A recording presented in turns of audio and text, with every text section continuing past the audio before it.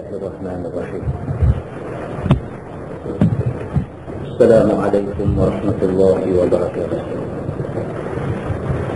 Muslimin dan muslimat, mudah-mudahan dirahmati Allah Subhanahu wa taala.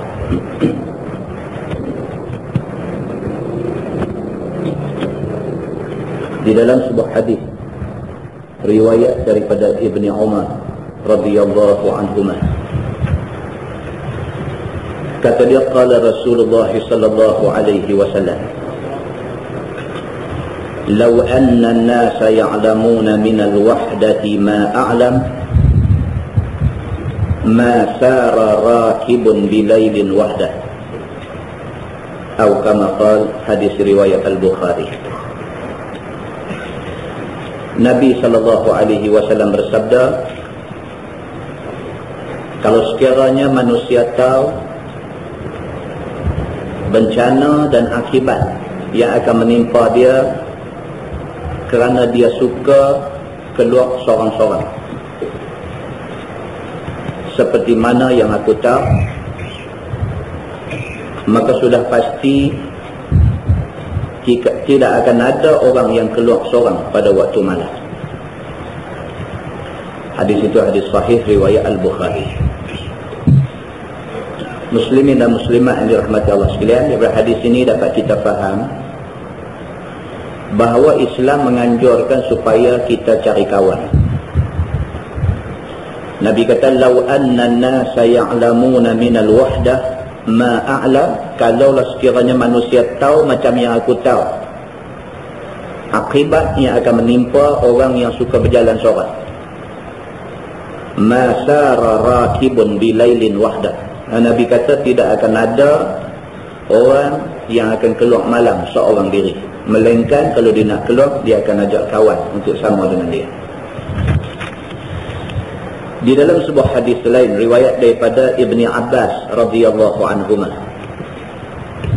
kata dia, anin Nabi sallallahu alaihi wasallam qala, khairus sahabah arba' wa khairus saraya arba'umi'ah wa khairul juyush arba'atu alaf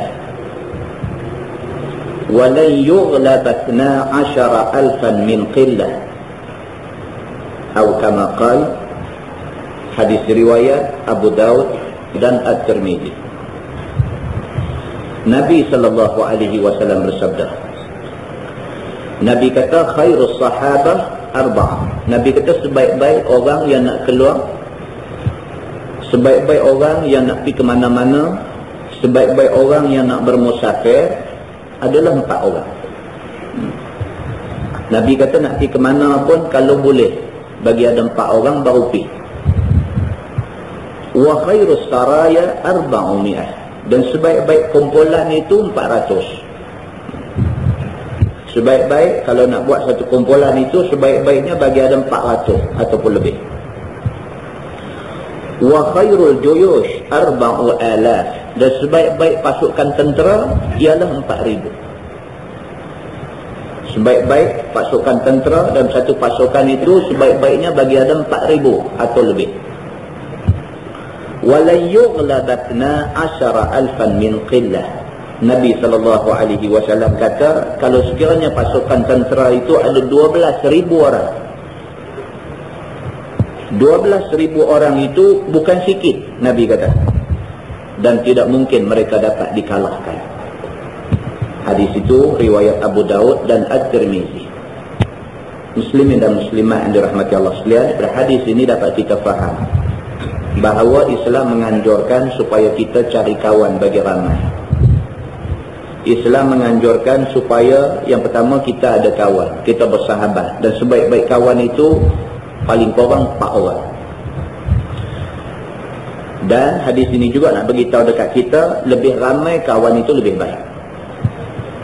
Sehingga kan Nabi SAW kata, kalau sekiranya pasukan tentera boleh ada seramai 12,000, boleh ada seramai 12,000 orang, Nabi kata, lan yughlab, tidak mungkin kumpulan yang ada 12,000 orang ini boleh kalah, tidak mungkin, Nabi kata. Hadis ini disyarahkan oleh Imam An-Nawawi. Imam Nawawi kata 12,000 itu bukan bilangan yang kecil. Kalau ada 12,000 tidak mungkin kalah. Tetapi kata Imam Nawawi, kalau ada 12,000 masih kalah, maka hendaklah disiasat. Sudah barang pasti dalam bilangan 12,000, dalam bilangan yang ramai itu ada orang yang angkuh, yang sombong, yang buat maksiat, yang buat dosa, sehingga kan Allah Subhanahu wa taala menangguhkan kemenangan kepada mereka. Muslimin dan muslimat yang dirahmati Allah sekalian. Sifat-sifat yang tidak elok, sifat-sifat yang keji seperti sombong, angkuh, bongkok, takabur, terlibat dengan dosa dan sebagainya adalah sifat yang ada pada diri orang yang zalim di sisi Allah Subhanahu wa taala. Dan menjadi orang zalim adalah satu benda yang tak disukai oleh agama. Sehingga dalam sebuah hadis riwayat daripada Ibnu Umar radhiyallahu anhu, kata dia, anna Rasulullah sallallahu alaihi wasallam qala li ashabihi, yani lamma wasalu al-hijr diyar Thamud, la tadkhulu ala haula'i al-mu'azzibin illa an takunu bakin, fa in lam takunu bakin فلا تدخلوا عليهم لا يصيبكم ما أصابهم أو كما قال متفق عليه. وفي رواية قال لما مر رسول الله صلى الله عليه وسلم بالحجر قال النبي صلى الله عليه وسلم لا تدخلوا مساكن الذين ظلموا أنفسهم إن يصيبكم ما أصابهم أن يصيبكم ما أصابهم إلا أن تكونوا باكين. ثم قنع رأسه وأسرع السير حتى أجاز الوادي أو كما قال حديث رواية الترمذي. Nabi SAW ketika Nabi melalui kawasan Hijr. Hijr ini nama satu kampung, nama satu tempat, yang tempat ini merupakan Diyar Thamud, merupakan tempat kaum Thamud duduk dulu. Kita dah baca dah tafsir di masjid Tuan Abdullah ni, tafsir tentang cerita kaum Thamud. Kita dah baca dulu. Kaum Thamud adalah kaum kepada Nabi Saleh alaihi salam. Kita dah baca banyak bulan dulu dah. Apabila Allah Subhanahu wa taala hantar mai unta mukjizat kepada Nabi Saleh. Nabi Saleh kata jangan ada siapa-siapa buat apa-apa kepada unta ni. Tiba-tiba kaum Thamud, umat Nabi Saleh ni, depa pergi sembelih unta ni. Dan lepas depa sembelih, depa mai jumpa pula Nabi Saleh. Lepas tu depa kata dekat Nabi Saleh, unta yang kamu kata jangan buat apa-apa tu kami dah sembelih. Dan kami nak beritahu dekat kamu, kami yang sembelih unta tu, dan kami nak tengok apa bala Tuhan nak buat turun mai dekat kami. Kita dah baca dah beberapa bulan dulu, dan ini adalah kaum Thamud. Nabi SAW lalu di kawasan yang dulunya didiami oleh kaum Thamud. Bila Nabi sampai di pinggir tempat tu, nak masuk, nak langkah kaki masuk dalam kampung kaum Thamud ini, Nabi kata la tadkhulu ala haula'il mu'azzibin. Nabi kata jangan masuk dalam kampung orang-orang yang sudah kena azab ini. Kita dah baca dulu macam mana kaum Thamud ditimpa azab oleh Allah Subhanahu wa taala. Mereka dikenakan bala dalam bentuk guruh kuat. Bunyi guruh siapa pecah kepala. Bunyi guruh setidak-tidaknya pekak telinga terus. Maka kaum Thamud ini adalah satu kaum yang Allah Subhanahu wa taala sudah pun buat turun bala kepada mereka. Bila Nabi SAW jalan dengan sahabat-sahabat dia sampai di pinggir kampung kaum Thamud ini, Nabi kata dekat sahabat dia, Nabi kata la tadkhulu ala haula'il mu'azzibin. Nabi kata tak sah masuklah kampung yang dulunya diduduki oleh orang-orang yang kena azab Tuhan. illa an takunu bakin. Nabi kata melainkan kalau tak dapat tidak nak kena masuk juga kampung ni, masuk dalam keadaan kamu menangis. Tunjuk kata kita tak suka kepada kaum Samud ini. Nabi kata fa illam takunu bakin. Kalau kamu nak lalu tapi kamu tak boleh teriak, tak boleh nak menangis, fala tadkhulu alaihim. Nabi kata lagi baik tak sapi langsung. Kalau tak dapat tidak nak kena lalu juga, pastikan kamu teriak. Kalau kamu tak boleh nak teriak, jenis tak boleh sedih, air mata tak mau keluar, Nabi kata tak lalu. Pasal apa? La yusibukum ma asabahum, supaya bala yang menimpa mereka tidak timpa kamu. Hadis itu muttafaqun alaih. Sepakat semua ulama mengatakan itu hadis sahih. Dalam satu riwayat lain, Nabi SAW apabila lalu dekat dengan Hijaz, kampung kaum Samud ini, Nabi kata la tadkhulu masakinal ladzina zalamu anfusahum. Nabi kata tak usah masuklah ke dalam kampung orang-orang yang zalim diri sendiri. Kaum Samud ini sudah ada Nabi, Allah hantar dekat mereka Nabi Saleh. Nabi sudah bagi ingatan, mereka bantah pesan Nabi. Mereka ni tahu dengan bantah pesan Nabi, mereka boleh kena balak. Tapi mereka bantah juga, mereka zalim diri sendiri. Nabi kata tak sah masuk dalam kampung orang-orang yang zalim diri sendiri ni. An yusibakum ma asabahum. Kamu masuk, kamu akan ditimpa apa yang menimpa mereka dulu. Illa an takunu bakin. Nabi kata melainkan kamu masuk, kamu menangis. Habis Nabi kata tu, summa qanna'a ra'sah. Nabi nak lalu juga. Nabi SAW dia ambil selai kain, dia pelumbung kepala dia. Wa asra'a as-sayr hatta ajaza al-wadi. Dan Nabi percepat jalan dia sehingga lepas kawasan wadi tempat tinggal kaum Samud itu. Hadis itu riwayat Imam At-Tirmizi. Muslimin dan muslimat yang dirahmati Allah sekalian, 3 hadis kita baca dapat kita simpulkan. Yang pertama, Nabi SAW suruh kita belajar bersahabat dengan orang. Yang kedua, Nabi SAW suruh kita perbanyakkan sahabat. Yang ketiga, Nabi SAW kata, hendaklah kamu jaga-jaga. Kalau sekiranya kamu dah ada ramai sahabat, ramai orang dalam kumpulan kamu, tetapi kamu sombong, kamu angkuh, kerana ramai itu kamu sombong, kerana ramai itu kamu angkuh, ataupun kamu buat apa-apa dosa, maka bilangan ramai tidak boleh menjamin kemenangan kamu. Kemudian daripada hadis yang akhir kita baca tadi dapat kita simpulkan, menjadikan diri kita orang angkuh, orang sombong, orang bongkak, orang takabur adalah orang yang bakal diazab Allah Subhanahu wa taala. Kalau tidak kena di dunia, pasti kena di hari akhirat.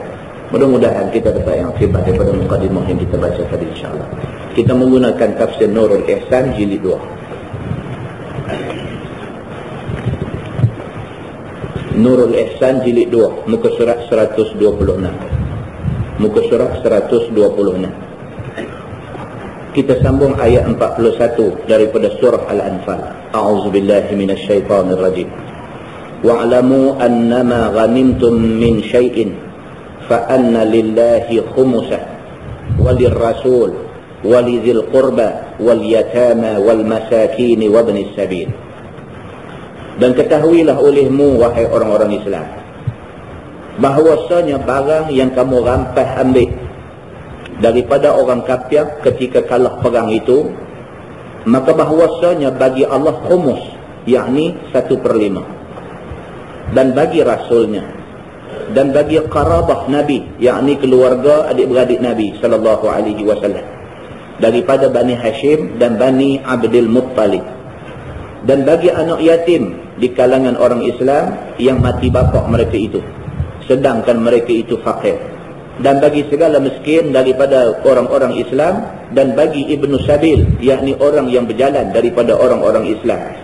Maksudnya mustahak akan dia, yakni ghanimah oleh Nabi SAW, dan asnaf yang 4 itu atas wajah berbahagi ia akan dia atas bahawa tiap-tiap itu khumusul khumus. Begitu. Contoh, apabila cerita antara Islam dengan orang bukan Islam, dia ada 2. Satu, kalau berlaku perang antara Islam dengan bukan Islam, harta yang dirampas itu dia panggil ghanimah. Kalau antara Islam dengan bukan Islam nak jadi perang, tapi bila sampai tak jadi perang, orang bukan Islam surrender kerana takut kepada orang Islam, harta mereka yang dirampas dipanggil al-fai'. Ini ekonomi Islam. Ini adalah sumber kepada ekonomi Islam. Selain daripada kharaj dan sebagainya, ini sumber ekonomi Islam. Kalau berlaku perang, maksudnya berlaku tumpah darah antara orang Islam dengan orang bukan Islam. Barang yang dirampas selepas berlaku perang itu, barang itu dinamakan ghanimah. Ini yang diceritakan dalam ayat yang kita baca. Hasil rampasan perang itu dibahagi 5. Tak kira banyak mana dapat, dibahagi 5. 1/5 adalah untuk Allah dan Rasul, untuk keluarga Rasul daripada Bani Hashim dan Bani Abdul Muttalib, untuk anak-anak yatim, untuk orang miskin, dan untuk Ibnu Sabil. 1/5. 4/5 lagi untuk tentera yang turun di bawah. Harta rampasan perang itu bahagi 5. 1/5 bahagi pula kepada 5 kumpulan. Maka hak 5 kumpulan ni dia kata khumusul khumus. 1/5 daripada 1/5 hak besar tadi. 4/5 lagi dibahagikan di antara tentera-tentera yang ikut pergi berperang. Ayat ni nak cerita kepada kita tentang benda ni. Ni ayat matematik. Ni dalam Quran ini ayat matematik. Ayat tentang pembahagian ghanimah, ayat tentang pembahagian harta pusaka dan sebagainya. Ini ayat matematik, ayat ilmu hisab.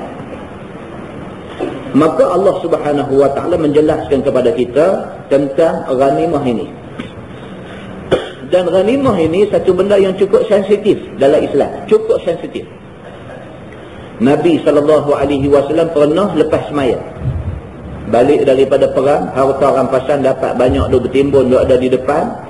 Daripada emas perak, duit ringgit, sampai kepada barang-barang, sampailah kepada binatang ternakan, sampai kepada orang-orang seperti hamba sahaya dan sebagainya, itu masuk dalam harta rampasan.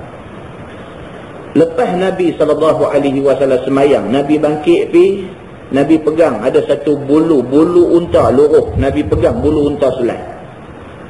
Nabi kata bulu unta ni pun tidak boleh ambil melainkan setelah dibahagi-bahagikan. Nabi kata, tuan-tuan bayangkan. Yang kata harta rampasan perang ni tak ada siapa boleh mendahului ambil daripada orang lain. Tak boleh. Hatta bulu unta. Unta tu unta yang dirampas hasil daripada perang Islam bukan Islam. Bukan unta. Bulu yang luruh tu Nabi ambil selai. Nabi kata hatta bulu unta ni siapa pun tak boleh ambil selagi belum dibahagi-bahagikan. Dan dalam Sahih Muslim ada menceritakan hadis Nabi SAW menceritakan tentang bagaimana satu orang sahabat berjuang di dalam perang jihad fi sabilillah, berjuang dan orang lain nampak dia berjuang habis-habisan. Orang lain melihat, orang lain jadi witness, saksi kepada dia bersungguh-sungguh dalam perjuangan. Dan dia ditakdirkan mati dalam perang itu. Bila Nabi SAW berjalan dalam medan perang, setelah selesai perang, nak sampai dekat mayat dia ni, Nabi SAW kata, dia di neraka. Sahabat kata, ya Rasulullah, dia ni kami tengok dia tadi masa perang tengah duk rancak berjalan tadi, dia di antara orang yang habis-habisan berjuang. Mana mungkin dia jadi ahli neraka? Nabi kata, dia ni ghulul. Nabi kata ghulul, ghin lam waw lam, ghulul maksud dia ni orang melampau. Sahabat tak puas hati. Kemudian Nabi SAW tunjuk ada satu burdah, ada satu selendang duk atas bau dia. Nabi kata ini selendang adalah hasil ghanimah yang belum dibahagi-bahagikan. Tak bahagi lagi, dia ambil dulu. Soal semangat, soal pi berjuang sampai mati syahid itu soal lain. Soal ambil ini soal lain. Bukan kata bila dia mati dalam keadaan macam tu, dia buat apa-apa semua, kira Tuhan boleh ampunkan dia. Tak. Ini kesalahan menyebabkan Nabi kata dia di neraka. Muslimin dan muslimat yang dirahmati Allah sekalian. Ini Islam. Islam tak mau satu orang yang pada satu ketika nampak bersemangat dengan Islam, tapi di satu ketika yang lain dia nampak khianat. terhadap perintah-perintah yang ada di dalam Islam. Maka orang yang macam ni disebut ghulul oleh Nabi SAW. Maka harta rampasan perang ataupun ghanimah yang kita baca dalam ayat 41 surah Al-Anfal ini soal sensitif dalam agama. Dan ghanimah tidak boleh siapa berebut ambil dulu dan sebagainya, tidak boleh buat begitu. Kerana buat begitu boleh menyebabkan tersedia tempat kepada dia di neraka. Dia kata, dan kemudian daripada wafat Nabi SAW dibelanjakan kepada maslahat orang-orang Islam.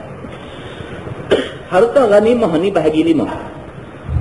1/5 dibahagikan pula kepada Allah dan Rasul, kepada adik-beradik Rasulullah, kepada anak yatim, kepada orang miskin, kepada ibnu sabil. Tu masa Nabi ada, maka ada bahagian untuk Nabi SAW. Kalau Nabi tak ada, macam mana? Dia ada. Bahagian tu boleh bagi ke orang lain ke, ataupun bahagian tu nak buat macam mana? Setelah wafat Nabi, nak buat macam mana? Maka dia kata, setelah wafat Nabi SAW, hak bahagian Nabi itu dibelanjakan untuk maslahat orang Islam. Yakni pulang pada tempat timbangan raja-raja. Yakni pemerintah pada masa itu, dia akan menentukan ke mana nak diagihkan duit 1/5 ni. Begitu. Adapun yang 4, bahagi lagi itu, yakni 4/5 lagi tadi ni, pulang kepada segala orang yang berperang rampasan itu. Dapat 4/5 dibahagi-bahagikan kepada tentera yang pergi berperang. Begitu. Firman Allah, in kuntum amantum billah. Jika ada kamu itu beriman dengan Allah Subhanahu wa ta'ala, maka ketahuilah olehmu akan yang demikian itu. Kalau sekiranya kita betul-betul beriman dengan Tuhan, kita tak buat khianat dengan harta ghanimah ini. Tuan-tuan, yang kata khianat ni orang lain tak tahu, kita saja tahu diri kita. Kita boleh pada satu waktu tunjuk depan orang kata kita ni kuat sungguh dalam agama. Tapi dalam masa yang lain, kita boleh tunjuk kata kita ni langgar perintah agama. Kawan kita tak tahu, bini kita tak tahu, orang kampung kita tak tahu, tapi Allah Subhanahu wa ta'ala tahu. Boleh buat. Kita boleh buat, boleh tunjuk dekat orang, kita hari-hari kalau bercakap pasal Islam, mulut kita bercakap sayang kepada Islam, tetapi hakikat sebenar diri kita, Allah Subhanahu wa ta'ala sahaja yang tahu. Maka Allah Subhanahu wa ta'ala sebut dalam ayat ni, dia kata, in kuntum amantum billah. Kalau sekiranya kamu sungguh-sungguh beriman dengan Allah, harta ghanimah ini tak akan menarik kamu kepada nak khianat harta itu. Firman Allah, wa ma anzalna ala abdina yawmal furqan. Dan beriman dengan barang yang telah kami turun atas hamba kami, yakni Muhammad sallallahu alaihi wasallam pada hari Furqan. Tuhan kata, kalau sekiranya kamu beriman, kamu percaya apa yang aku tolong Nabi semasa berlakunya Yaumul Furqan. Yaum Furqan maksudnya hari berlaku perang Badar. Kita dah baca dah pada bulan yang keberapa hari itu ni cerita tentang perang Badar. Bagaimana Allah Subhanahu wa ta'ala hantar malaikat mai tolong Nabi sallallahu alaihi wasallam. Malaikat diturunkan oleh Allah Subhanahu wa ta'ala berduyun-duyun, bersaf-saf. Sehingga kan orang Islam nak tetak musuh, tak kena lagi kepala jatuh atas tanah dah. Kerana didahului oleh tetakan malaikat. Allah Subhanahu wa ta'ala kata dalam ayat ni, wa ma anzalna ala abdina yaumal furqan. Barang siapa yang beriman, yang percaya dengan barang yang telah kami turun ke atas Nabi Muhammad. Kami turun bantuan dalam bentuk malaikat dan sebagainya. Siapa percaya benda ni, ini orang yang betul-betul beriman. Iaitu pada hari Furqan, iaitu hari perang Badar. Yang jadi berfarak, itu bahasa Arab. Farak maksudnya berbeza. Nampak beza. Yang jadi berbeza di antara kebenaran Islam yang sebenarnya, yang bersinar cahaya terang gemilang, dan juga batal kafir padam kelam. Bila berlaku perang Badar, itulah hari disebut Yaumul Furqan. Hari Tuhan tunjuk beza Islam dengan kafir. Hari Tuhan tunjuk orang Islam Tuhan tolong, orang kafir Tuhan binasakan. Hari Allah Subhanahu wa ta'ala tunjuk terang-terang siapa betul-betul sokong Nabi Muhammad, siapa betul-betul menentang Nabi Muhammad. Hari perang Badar adalah hari Allah Subhanahu wa ta'ala draw satu line, memisahkan orang Islam dan orang yang kafir dan munafik. Firman Allah, yaumal taqal jam'an, hari yang berdampak dua puak yakni perang Islam dan juga kafir. Perang Badar itu hari di mana orang Islam, orang kafir yang selama ni tak pernah bertemu depan-depan untuk berperang, hari itu pertama kali berlaku dalam sejarah dakwah Nabi Muhammad sallallahu alaihi wasallam. Tak pernah. Perang Badar perang pertama dalam Islam. Sebelum tu tak pernah perang. Sebelum tu duk sabak aja. Orang kafir nak buat apa buatlah. Depa nak pijak ke, depa nak kepak, depa nak buat apa buatlah. Nabi sallallahu alaihi wasallam cuma pesan dekat orang Islam sabar. Sehinggalah Allah Subhanahu wa taala turun perintah suruh Nabi sallallahu alaihi wasallam bawa sahabat hijrah daripada Mekah ke Madinah kerana tak tahan dengan tekanan golongan kafir Quraisy. Nabi hijrah ke Madinah. Hijrah bukan takut. Hijrah bukan nak lari, tapi hijrah kerana nak kumpul kekuatan di Madinah. Bila orang Islam kuat di Madinah, baru turun ayat membenarkan berlakunya perang. Dan perang Badar, macam yang kita cerita bulan lepas, adalah perang yang tidak dijangkakan oleh sesiapa. Orang Islam pun turun, tapi bukan turun nak perang, tapi turun nak rampas barang yang dibawa oleh Abu Sufyan. Abu Sufyan dapat tahu awal benda ni. Dia bagi tahu dekat orang dia di Mekah, dan Abu Jahal turun dengan satu pasukan 1000 orang, 950 orang. Turun mai kerana nak menyelamatkan barang dagangan yang dibawa oleh Abu Sufyan. Abu Jahal turun mai pun bukan nak perang. Dia turun mai nak pertahan Abu Sufyan. Nabi pi pun bukan nak perang. Nabi pi tu kerana nak ambil harta rampasan, nak buat biaya perbelanjaan Islam. Tak ada tujuan berperang, tapi Allah Subhanahu wa taala nak supaya itu menjadi perang pertama di dalam Islam. Maka berlakulah perang itu. Dan disebut Yaumal Taqal Jam'an, hari yang berdampak, maksudnya terserempak di antara dua puak, di antara Islam dan kafir. Wallahu ala kulli syai'in qadir. Dan Allah Subhanahu wa taala atas tiap-tiap sesuatu itu Allah amat berkuasa. Maksudnya tiada melemah akan Allah oleh satu benda pun. Tuhan ni tak lemah, tuan-tuan. Kan ada orang rasa ragu-ragu. Kita dah buat contoh banyak kali dah. Bila tengok orang Islam di mana duduk berkena. Di Palestin tak habis-habis cerita. Di Amerika pun hari ni orang Islam tergugat. Ni surat abang beberapa hari lepas ni orang Malaysia sampai di Los Angeles. Sampai di sana Amerika suruh dia buang semua kain baju semua. Tahan dia pula dalam lokap 3 hari. Semata-mata kerana dia Islam. Semata-mata kerana dia ni Islam, dia pergi ke sana, dia ada janggut sikit, dia pertahan dia, buh dalam lokap 3 hari. Suruh dia buang habis semua kain baju dengan alasan dia disyaki sebagai golongan pengganas yang boleh merosakkan Amerika. Sampai begitu penghinaan yang dikenakan ke atas orang Islam di peringkat antarabangsa. Dihina sampai macam tu. Allah Subhanahu wa taala bukan tak tahu benda ni. Allah tahu orang Islam mana duduk pun kena. Orang Islam duduk di bumi mana pun kena. Allah Subhanahu wa taala tahu benda tu. Dan Allah tidak bertindak. Jangan kata Allah tidak bertindak tu kerana Allah lemah. Dia kata dalam ayat ni, wallahu ala kulli syai'in qadir. Dan Allah Ta'ala tu atas tiap sesuatu, Allah maha berkuasa. Allah kalau nak buat satu tindakan kepada musuh Islam, bila masa Allah boleh buat. Dan tiada melemah akan Allah oleh satu benda pun. Walaupun setengahnya memandang perang kamu dan mengalah mereka itu kafir. Sebab sedikit kamu itu 313 orang dan banyak kafir iaitu 950 orang dengan banyak alat senjata. Walaupun Akai kata dalam perang Badar tu orang Islam tak boleh menang. Orang Islam ada 313. Sedangkan musuh ada 950 dekat 1000. Bukan 950 saja, bahkan 950 yang membawa senjata. Dalam keadaan macam tu, ada orang rasa Islam tak mungkin menang. Tapi Allah Subhanahu wa taala dia tidak lemah. Allah nak hari itu menjadi hari kemenangan orang Islam. Bilangan sedikit tidak menjadi masalah kepada anugerah kemenangan yang Allah nak bagi kepada orang Islam. Sebelum tu, KM 8403 lampu tak tutup. KM 8403 tolong tutup lampu kita. Allah Subhanahu wa taala berfirman, "Idza antum bil udwati dunya wa hum bil udwati al quswa." Ketika kamu hai orang-orang Islam dengan pihak yang hampir dengan Madinah Dan mereka itu, yakni golongan Quraisy dengan pihak yang jauh daripada Madinah. Warrakbu asfala minkum, dan angkatan dagangnya yang bersama dengan Abu Sufyan pada bawah daripada kamu, yakni sebelah tepi laut 3 mil daripada Badar. Walau tawa'adtum lakhtalaftum fil mi'ad, dan jika kamu berjanji dengan Nafir, Nafir maksudnya geng yang dipimpin oleh Abu Jahal, yang tu dia panggil Nafir.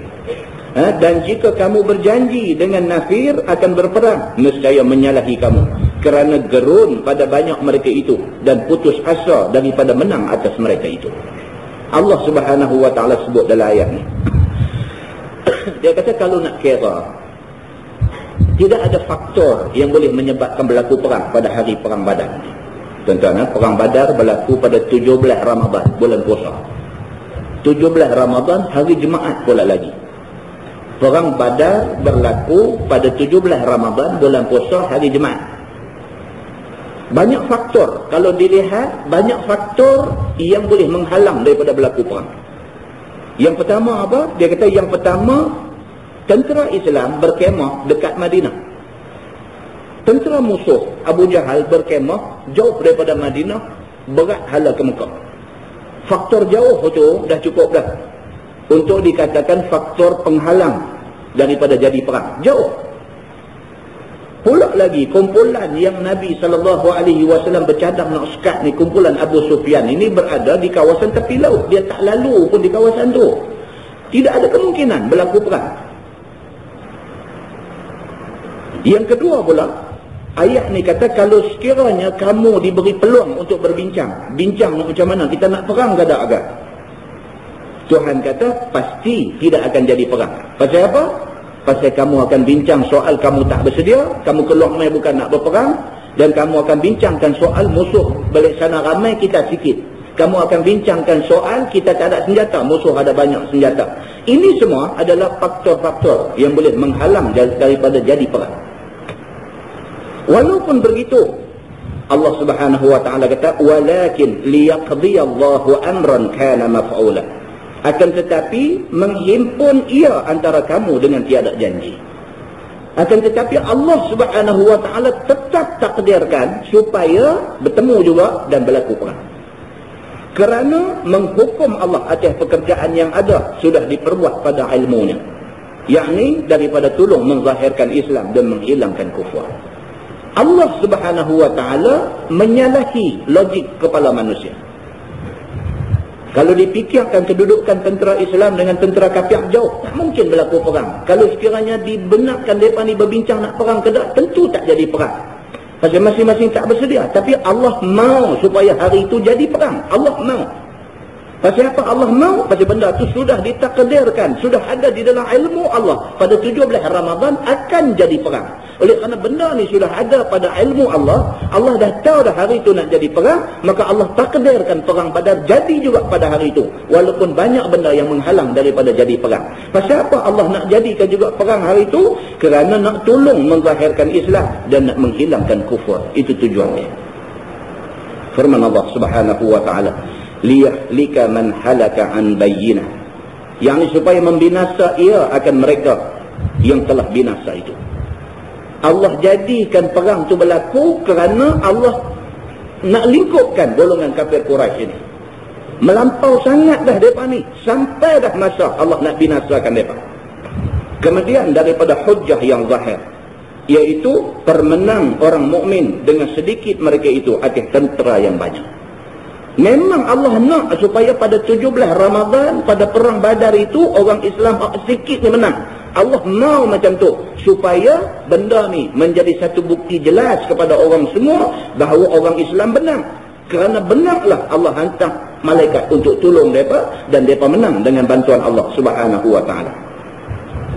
Firman Allah, wa yahya man hayya an bayyinah, dan hidup orang yang beriman yang telah hidup itu pun dengan kenyataan yang zahir. Dan Allah takdirkan berlaku perang Badar itu supaya apa? Supaya orang Islam yang beriman bila tengok macam tu makin kuat keyakinan mereka bahawa Islam itu benar. Tuan-tuan bayangkan bila berlaku perang, mereka balik. Selepas berlaku perang, balik 313 orang balik Bagi tahu kepada orang-orang yang tak ikut berperang ada di Madinah ni, pergi bagi tahu apa yang mereka jumpa di dalam perang Badar. Bagaimana bantuan Allah Subhanahu wa taala mai dekat mereka. Cerita-cerita ni semua akan menambahkan lagi keyakinan orang-orang Madinah yang tidak ada semasa perang Badar itu. Firman Allah Subhanahu wa taala, wa innallaha lasami'un alim. Dan Allah Taala itu Tuhan yang amat mendengar seruan hamba-Nya kepada agama Islam. Tuhan dengar. Hari ini pun tuan-tuan, kalau kita angkat tangan minta doa, Allahumma ansuril Islam wal muslimin. Ya Allah, tolonglah orang Islam, tolonglah agama Islam dan orang-orang Islam. Tuhan dengar. Tuhan dengar. Cuma mungkin ada sebab lain Allah tangguh syak pertolongan tu. Sebab apa? Banyak sebab. Macam yang kita baca dalam muqaddimah tadi. Banyak sebab. Mungkin ada di kalangan orang Islam ni angkuh. Mungkin ada di kalangan orang Islam ni sombong. Mungkin ada lagi di kalangan orang Islam yang ada buat dosa dan sebagainya. Maka Allah Subhanahu wa taala tidak melihat ini masa yang sesuai untuk tolong. Kalau Allah tolong juga, menangkan juga Islam dalam keadaan kumpulan Islam ni pun duk buat dosa, duk buat macam-macam lagi, esok jadi fitnah kepada Islam. Esok menjadi fitnah kepada Islam. Oh, dia kata hak Islam pun teruk. Maka akhirnya fitnah itu akan meruntuhkan balik Islam. Bila runtuh nak naik balik lagi susah. Muslimin dan muslimat yang dirahmati Allah sekalian. Lagi amat ketahui kelakuan mereka itu. Tuhan tahu semua. Bukan kelakuan. Hak terlintas dalam hati Tuhan tahu. Hak kita buat sorak-sorak sembunyi-sembunyi Tuhan tahu. Kira Allah Subhanahu wa taala Tuhan yang mengetahui semua benda. Daripada berperang Badar itu, ikhlas hati bagi Allah semata-mata. Tak kala memandang Allah dalam hati mereka itu, tiada ada bergantung lain daripadanya. Seperti mana Tuhan tahu tentera Islam yang terlibat dalam perang Badar itu semua mereka 313 ikhlas hati. Tuhan tahu. Maka tidak ada sebab yang boleh menghalang Allah daripada tolong tentera Islam 313 orang ni. Allah tahu hati mereka. Mereka ni memang ikhlas. Pergi turun tu kerana Allah, tak ada kerana lain. Maka kurniai ia akan nur pertolongan dengan dimenang mereka itu. Dan dimilik leher kafir dan harta bagi mereka itu dengan tiada kira-kira. Itu dia. Allah menangkan dalam bentuk apa? Harta rampasan kafir semua dapat. Tengkok orang kafir pun dapat. Maka akhirnya binasa mereka ni. Firman Allah, id yurikumullahu fi manamika qalilan. Ingatlah olehmu ketika perlihat akan engkau akan mereka itu oleh Allah Subhanahu wa taala pada lena engkau itu, mereka itu sedikit. Allah Subhanahu wa taala dalam perang Badar ni, malam sebelum perang Badar, Nabi tak tidur. Banyak kali dah kita cerita benda ni. Malam nak berlaku perang Badar, sahabat-sahabat semua tidur. Nabi tak tidur. Nabi duduk semayang berdoa, semayang berdoa, semayang berdoa, semayang berdoa sampai menjelang subuh. Nabi minta kepada Allah supaya Allah tolong tentera Islam hak kecil ni, hak 300 orang, 313 orang ni. Nabi minta supaya Allah tolong orang Islam. Nabi minta ni sambil menangis. Nabi minta kepada Allah ni sambil menangis. Sampai last sekali dalam doa Nabi tu, Nabi kata, ya Allah, kalau sekiranya kamu tidak tolong kelompok yang kecil ni, tidak ada lagi orang yang sembah kamu di muka bumi ini.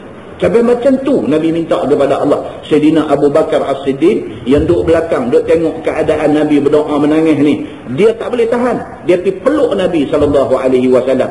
Dia kata, ya Rasulullah, takkanlah Allah tidak makbulkan doa kamu. Ni keadaan malam sebelum berlaku perang. Sahabat-sahabat pula duduk tidur.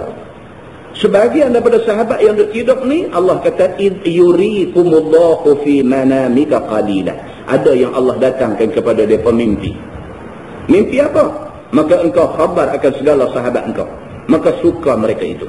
Allah Subhanahu wa taala buat mimpi yang mengatakan bahawa Allah Subhanahu wa taala bagi tahu kepada mereka bahawa qalilah, orang kafir musuh yang nak berperang ni qalil, sikit.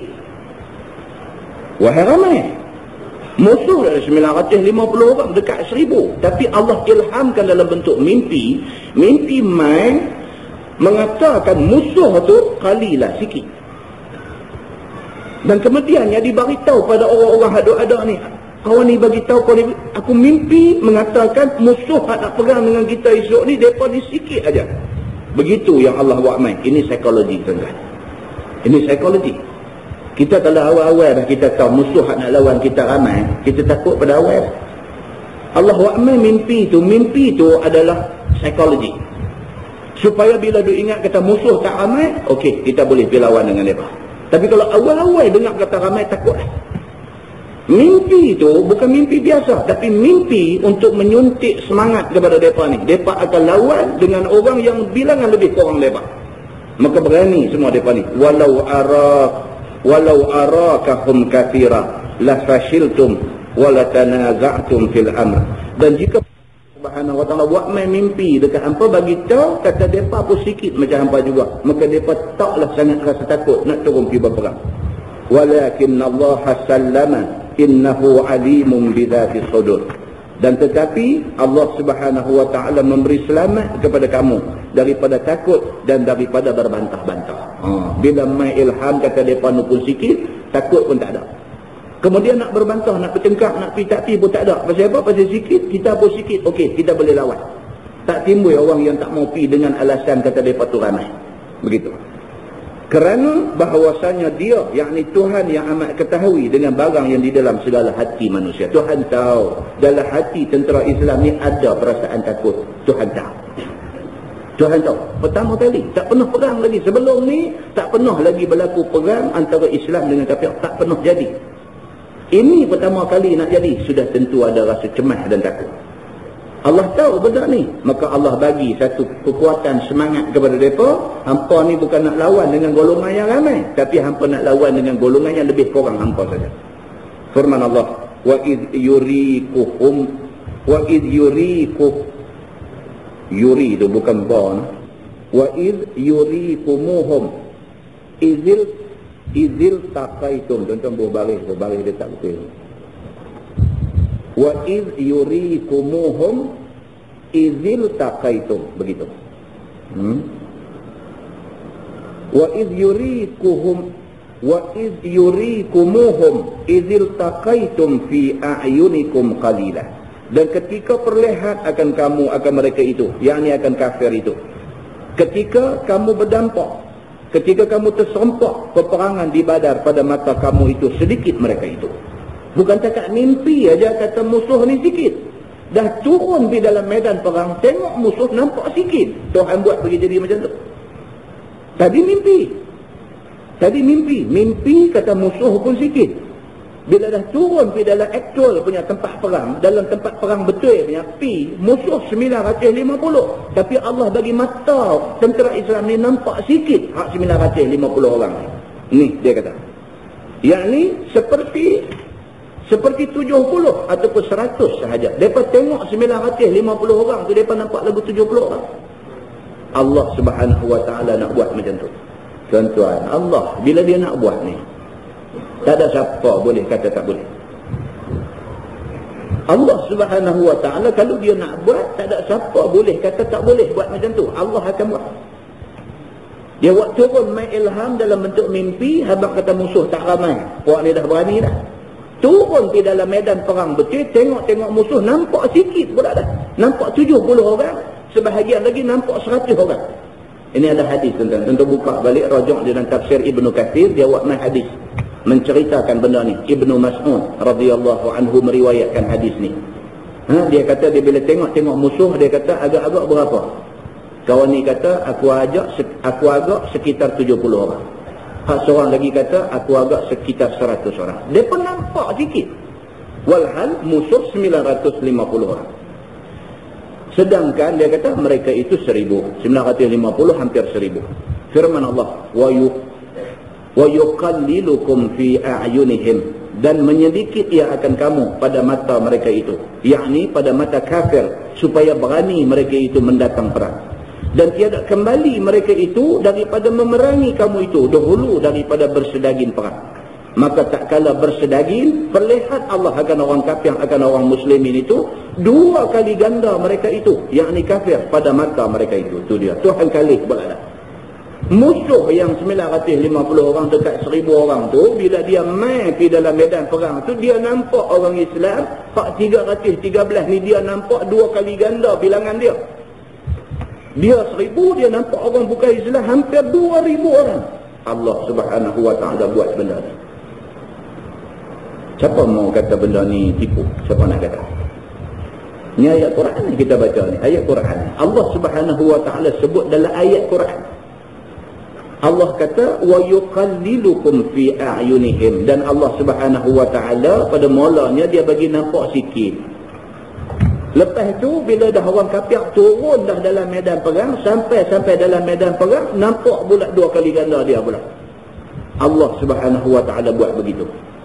Allah tidak buat daripada awal-awal kafir main nampak musuh ni 2 kali, nampak orang Islam ni 2 kali ganda dia. Kalau nampak begitu dia lari awal-awal tak jadi perang. Maka dia main pada kali mula tu wa yuqallilukum fi a'yunihim. Masa dia turun main mula dalam medan perang tu, dia nampak orang Islam ni sikit. Dia rasa semangat bila bersedaging perang, maksudnya dah duduk dalam perang, dah duduk lawan dah. Masa tu dia nampak keduk ramai orang Islam ni. Dia nampak orang Islam 2 kali ganda dia, bukan 2 kali ganda 313, 2 kali ganda 1000. Begitu keadaan dia. Firman Allah Subhanahu Wa Ta'ala, liyaqdiyallahu amran kana maf'ula, supaya menghukum Allah akan pekerjaan yang ada sudah perbuat pada ilmunya, daripada memuliakan orang Islam dan menghina golongan kafir. Itu dia. Tuhan buat benda ni bagi jadi macam tu, bagi jadi keliru macam tu, adalah dengan tujuan supaya Allah nak menjayakan apa yang Tuhan nak buat. Tuhan nak supaya orang Islam menang dalam perang tu, maka Allah buat macam tu. Ni yang Nabi SAW kata, al-harbu khida'. Dia kata al-harbu khida', yang dikatakan perang itu dia penuh dengan strategi dan trik. Khida' ni makna dia tipu. Al-harbu khida' maksudnya perang penuh dengan tipu muslihat, penuh dengan strategi, penuh dengan trik. Kita tengok masa berlaku perang di antara Amerika dengan Iraq dulu, kan? Saddam Hussein boleh buat tipu helak. Dia buat skat tiruan, boboh kat atas padang pasir. Amerika ni tu saya kira lepas bom gedung. Sebiji bom harga seberapa ratus ribu dolar Amerika. Dia nampak skat ni penuh ada atas padang pasir. Dia main lepas bom. Sebiji dia lepas ratus ribu dolar habis. Sebiji dia lepas padahal tak ada siapa. Benda tu pun bukan skat sebenarnya, buat daripada kertas aluminium saja. Ni yang dikatakan al-harbu khida'. Kemudiannya baru pihak Amerika yang kata cerdik ini sudah, dia kena tipu dengan Saddam Hussein. Tengok bila lepas. Ni yang dikatakan al-harbu khida'. Kemudiannya baru pihak Amerika yang kata cerdik ini sudah, dia kena tipu dengan Saddam Hussein. Tengok bila lepas bom turun, bukan dia meletup, dia terkoyak. Garut skat kalau kena bom yang dia lepas mesti meletup. Lepas tak meletup terkoyak. Bom dah lepas banyak biji dah juta dolar Amerika dah habis. Tiba-tiba habis saja aja. Orang-orang Iraq tak ada siapa yang cedera, kerana tempat tu saja mereka pergi tinggal benda tu, mereka pergi kelai. Dia beramal dengan hadis yang kata al-harbu khida', yang dikatakan perang ini penuh dengan strategi dan trik. Maka Allah Subhanahu Wa Ta'ala sendiri dia buat trik di dalam perang Badar ini. Dia main mula-mula ilham kepada orang Islam bahawa musuh hampa pun bukan ramai, lebih kurang hampa daripada semangat. Bila turun di dalam medan perang, musuh ada dekat 1000 tu Allah bagi orang Islam nampak sikit. 2 kali semangat. Sungguh lebih kata macam yang ilham main sebelum ni. Dalam masa yang sama Allah Subhanahu Wa Ta'ala bagi orang kafir ni masa turun main mula-mula, dia tengok orang Islam dia nampak sikit, maka dia berani nak lawan. Bila dia tengah lawan, masa tu Allah bagi nampak bilangan orang Islam tu 2 kali ganda bilangan dia. Nak lari tak boleh dah, sebab dia tengah duduk dalam medan perang.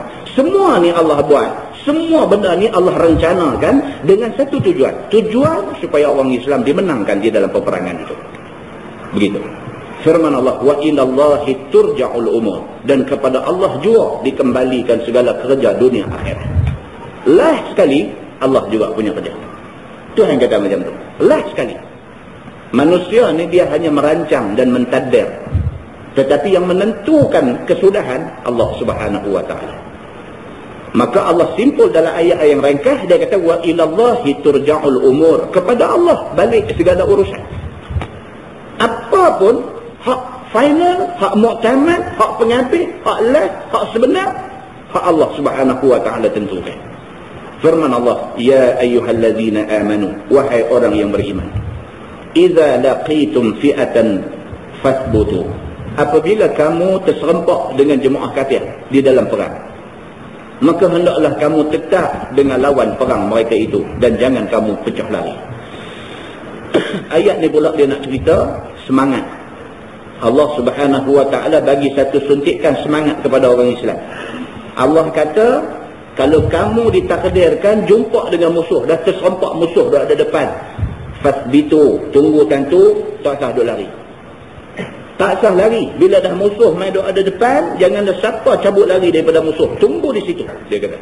Wadhkurullaha katsira la'allakum tuflihun. Dan sebutlah olehmu akan Allah, akan sebagai sebut yang banyak-banyak. Dengan doa minta menang, mudah-mudahan dapat menang dunia akhirat. Tuhan kata tunggu tu, gantung diri kita kepada Allah. Yang tu aja. Jangan duk buat benda lain. Jangan pergi duk cabar dia, jangan pergi duk. Tak sah, ni semua buang masa. Kita dah ditakdirkan Allah berjumpa dengan musuh depan-depan, hati mau duk sebut Allah aja. Tak usah buang masa dengan sebut benda lain. Buang masa aja. Hati kita bulat dengan Allah. Minta supaya Allah Subhanahu wa taala bagi kemenangan kepada kita. Minta yang tu aja. Kita lah ni tawakal kepada Allah. Begitu. Wa atii'ullaha wa rasulah wa la tanaza'u. Dan taatlah olehmu akan Allah Subhanahu wa taala dan rasulnya pada suruh keduanya. Dalam keadaan duk dalam medan perang tu, jangan ada siapa pergi duk buat benda dosa. Tak boleh, dia kata. Dan jangan kamu bantah di antara sesama kamu, dan elak daripada jadi bergaduh di antara sama-sama orang Islam yang ada dalam medan perang. Firman Allah, fatafshalu wa tadhhaba rihukum, maka datang ketakutan kamu dan hilang bau roma kamu, dan hilang kuat kamu, dan hilang kerja kamu dengan tiada bersetujuan pada pekerjaan. Kalau kamu jadi berkelahi, kalau kamu jadi bergaduh, kalau kamu jadi duk bercakap, duk canggah pendapat pada masa tu, tindakan kamu pergi duk berpecah bergaduh ni boleh menyebabkan kamu hilang kekuatan. Itu dia. Nampak tuan-tuan? Ni ayat Quran. Inilah yang orang duk bercakap lah ni. Elok daripada jadi bergaduh. Takkan tak ada jalan boleh simpang daripada jadi bergaduh. Kalau ada bergaduh antara dua pihak, cari jalan macam mana nak selesai. Cari jalan, dua-dua pihak, bukan satu pihak, dua-dua pihak kena cari jalan macam mana nak selesai daripada bergaduh. Siapa bila nak bergaduh?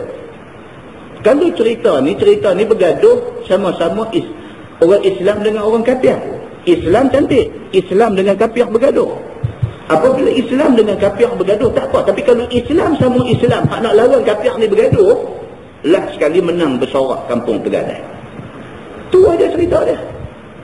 Bukan ada satu faedah, bukan ada satu untung, bukan ada satu apa yang kita dapat, melainkan Allah Subhanahu wa taala kata fatafshalu wa tadhhaba rihukum. Akibat daripada bergaduh itu, maka kamu akan hilang kuat, hilang kerja kamu dengan tiada bersetujuan, maksudnya dengan kerana bergaduh pada pekerjaan kamu. Firman Allah Subhanahu wa taala, wasbiru innallaha ma'as sabirin, dan sabarlah kamu pada tiap-tiap satu kerja kamu itu, bahwasanya Allah Subhanahu wa taala serta segala orang yang banyak bersabar dengan memberi pertolongan dan dapat apa yang dicita-citakan. Itu dia. Kalau sabar, Allah Subhanahu wa taala tolong. Kalau tak sabar, Allah Subhanahu wa taala tidak tolong. Bila Allah tidak tolong, tidak ada kemenangan bagi orang-orang yang macam ini. Firman Allah, wala takunu kalladzina kharaju min diyarihim batara wa ria'an nas wa yasudduna an sabilillah wallahu bima ya'maluna muhit. Dan jangan ada kamu itu seperti mereka yang keluar daripada kampung mereka itu dengan batar. Batar maksudnya sombong.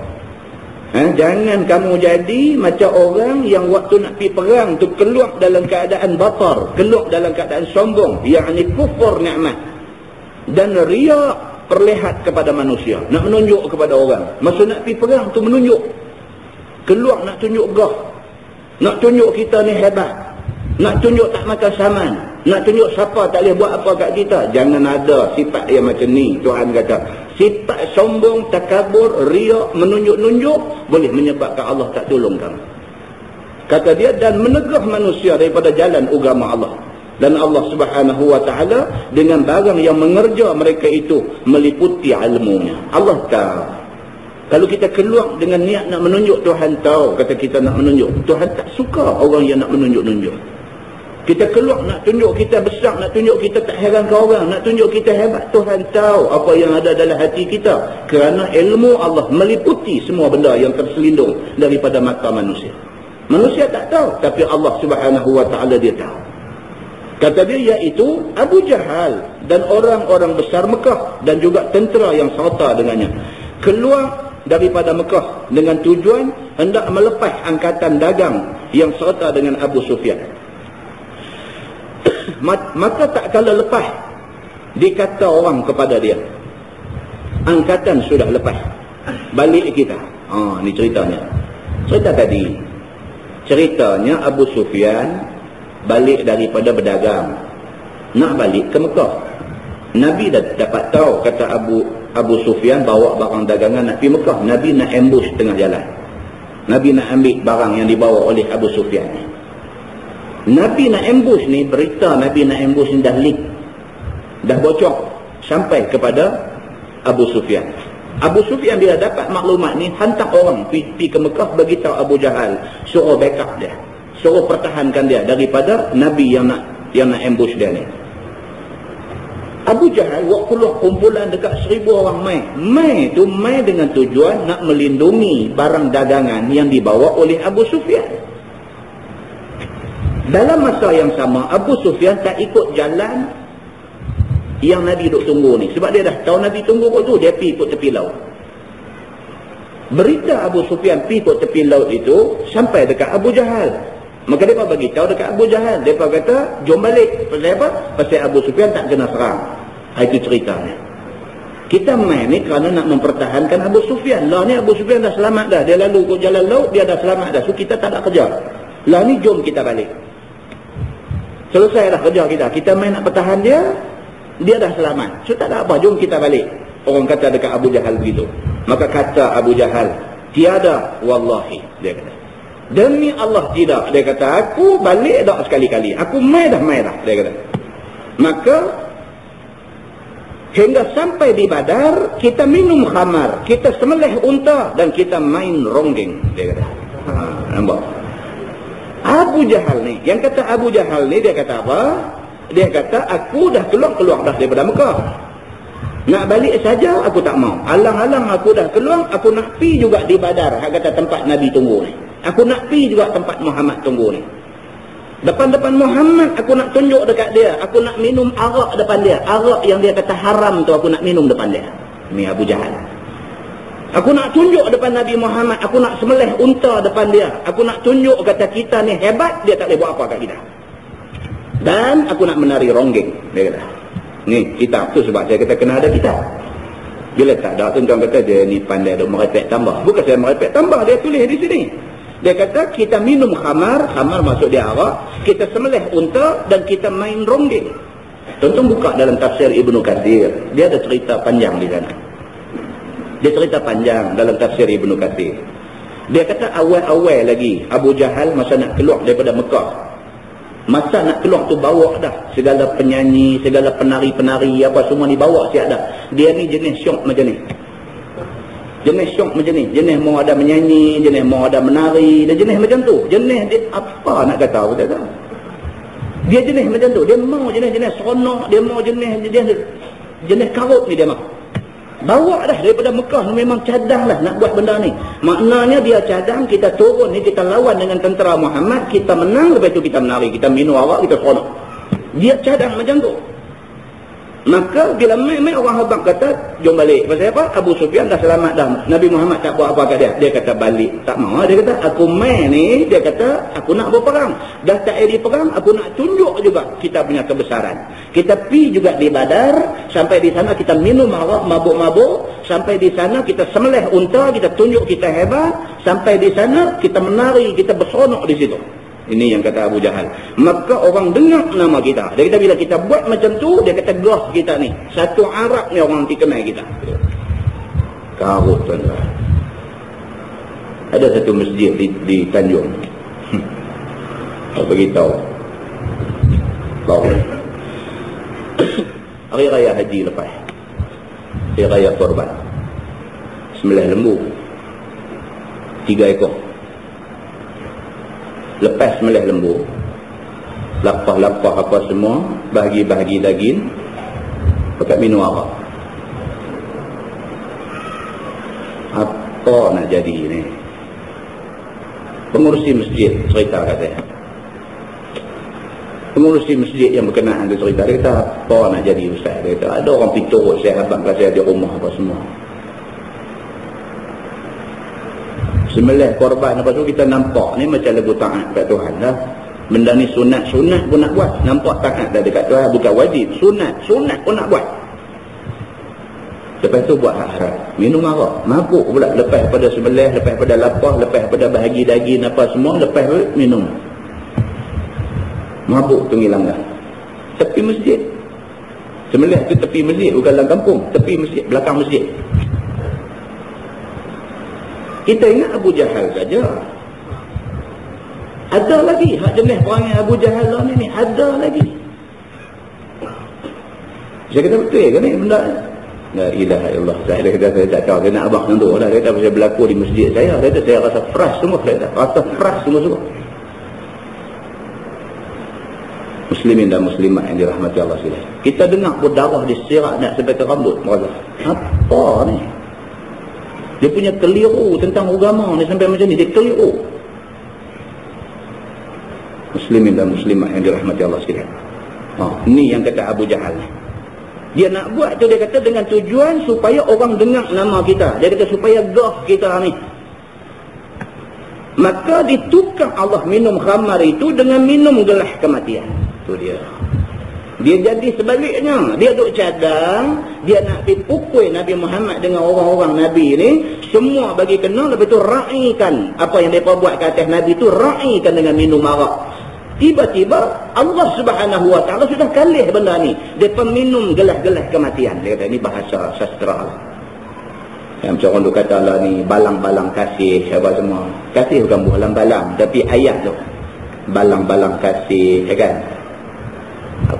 Jenis macam tu lah. Dia kata akhirnya dia minum gelas kematian. Dia kata dan ditukar nyanyi ronggeng dengan tangis kematian kena bunuh. Duk cadang tadi ni nak pergi situ nak minum arak, lepas tu penari penyanyi dia bawa ni nak suruh gencok, nak seronok dan sebagainya, nak pakat nak bersorak, tiba-tiba sorakan seronok tu sudah bertukar, dia jadi tangisan kerana tengok depan mata dia adik-beradik dia mati kena bunuh dengan tentera Islam dan malaikat yang dihantar oleh Allah Subhanahu Wa Taala. Dan ditukar sembelih unta dengan sembelih nyawa mereka itu 70 orang. Daripada 950 orang, 70 orang mati di dalam perang Badar dan tawan 70 orang dan 70 orang lagi ditawan oleh tentera Islam. Dia kata akas kehendak mereka itu. Akas maksudnya dia jadi opposite, dia jadi sebaliknya. Depa cadang macam lain, Tuhan kalih bagi jadi macam lain. Firman Allah, wa id zayyana lahumus syaitanu a'malahum. Dan ingatlah olehmu ketika menghiasi syaitan iblis bagi mereka itu, yakni bagi Quraisy pada perang Badar itu, akan kerja perang mereka itu. Dengan bahawa memberani ia akan mereka itu, yakni akan kafir atas berperang lawan muslimin. Allah Subhanahu Wa Taala sebut dalam ayat ni. Syaitan sebenarnya main peranan. Syaitan yang menghiaskan benda ni bagi nampak menarik. Orang kafir ni golongan takut mati. Ini hakikat. Hak berani mati ni orang Islam. Pasal orang Islam dia percaya kepada syahid. Orang kafir dia tak ada kepercayaan syahid dalam diri dia. Maka bagi dia mati ni rugi. Kalau tak mati boleh duduk hidup, boleh duduk seronok di rumah, boleh ada anak bini, boleh ada RM2, boleh melancong, boleh apa tu. Kalau tak mati seronok. Kalau mati ni tak seronok. Pasal semua seronok ni tak boleh buat. Orang bukan Islam, kepala dia takut mati. Tetapi syaitan iblis berjaya menghiasi perang ni sehingga dia nampak menarik. Maka dia berani nak pergi perang. Sebenarnya orang bukan Islam takut nak pergi perang, takut mati. Tapi syaitan sudah hias peperangan ini sampai dia nampak perang ni menarik, dia turun pergi perang. Maka berlaku perang Badar. Dia kata, tak kala takut mereka itu, yakni kafir, keluar tinggal Mekah. Dia tak berani nak keluar daripada kampung daripada Mekah tu nak pergi, dia takut sebenarnya. Takut masuk seteru mereka itu, iaitu Bani Bikr, yang peperangan banyak dengan mereka itu. Mereka takut sekot lagi kita keluar ramai-ramai nak pergi lawan Nabi Muhammad, ada satu musuh lagi, Bani Bikr ni nanti serang pula kita semasa kita tak ada. Jadi dengan kerana tu mereka takut nak pergi perang. Tapi syaitan sudah main peranan bagi nampak menarik. Mereka semua pakat nak turun pergi perang. Begitu. Waqala, dan kata ia, yakni kata Iblis. Ni yang nak cerita, kata Iblis berjaya mempengaruhi golongan kafir Quraisy sehingga kan mereka turun sampai dekat 1000 orang pergi. Pasal apa? Ni pasal cerita ni. Cerita dia, waqala, dan kata Iblis, la ghaliba lakumul yawma minan nasi wa inni jarul lakum. Tiada kalah kamu pada hari ini. Iblis main habang kat mereka, kalau hampa keluar ramai-ramai hari ni cantik. Pasal apa? Bila hampa keluar ramai, hampa tentu menang. Tak kalah hampa ni. Dan bahawa aku jiran menolong kamu daripada orang Kinan. Iblis ni, dia main, dia merubah. Dan ada ia berupa dengan rupa Suraqah Ibnu Malik. Ini kita baca di Masjid Seberang Jaya dulu. Nak cerita kata Iblis, syaitan, jin, apa semua ni, dia boleh merubah dalam rupa orang dan sebagainya. Kita baca di Masjid Seberang Jaya dulu. Iblis merubah dengan rupa Suraqah bin Malik.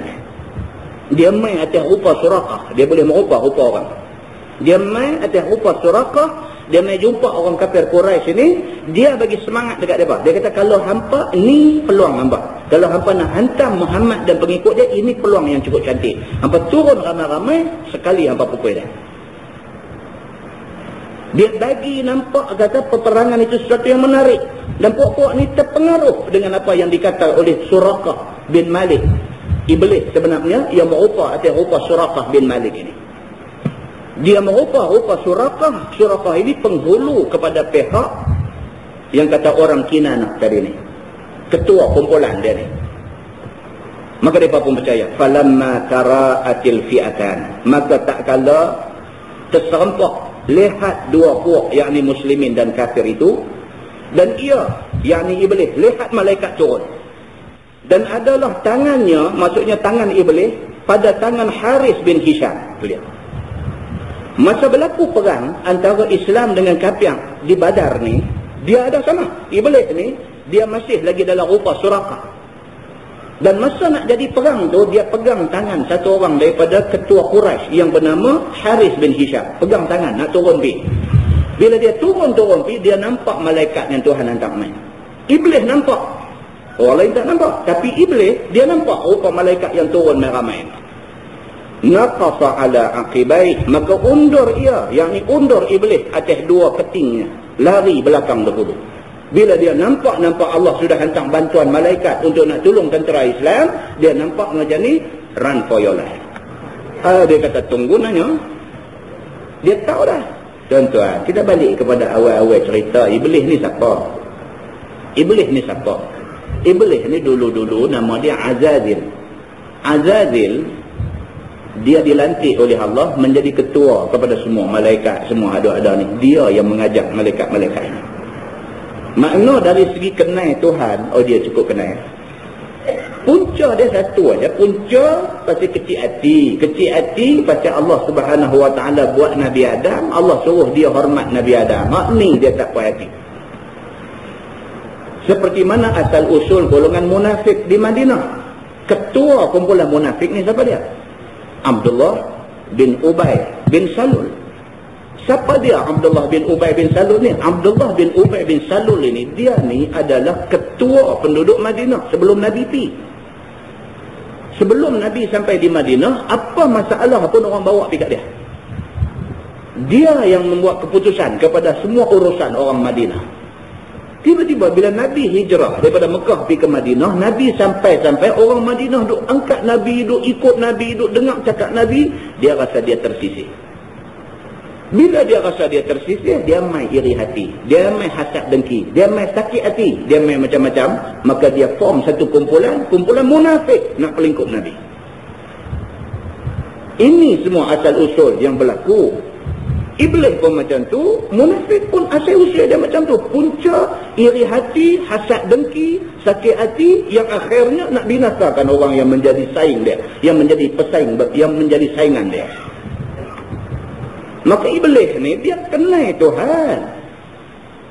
Dia kenal Tuhan, dia takut dekat Tuhan sebenarnya. Tapi oleh kerana kebencian dia kepada Adam ni lebih daripada takut dia kepada Tuhan, maka akhirnya dia menentang perintah Allah Subhanahu wa taala. Bila dia tentang Allah, Allah terus kata wa kana minal kafirin. Mula pada hari ni hang kafir. Maka iblis ni dia duk cari ruang daripada dulu, daripada zaman Nabi Adam sampai zaman Nabi Muhammad, sampai kita, sampai kiamat. Dia akan cari peluang, ada ruang, ada celah, dia masuk, dia akan pelingkup pada habis semua anak cucu Nabi Adam yang menjadi musuh utama dia. Maka bila dia dah dihasut orang kafir ni suruh turun di dalam Badar ni nak perang dengan Nabi, dia turun sama nak bagi semangat.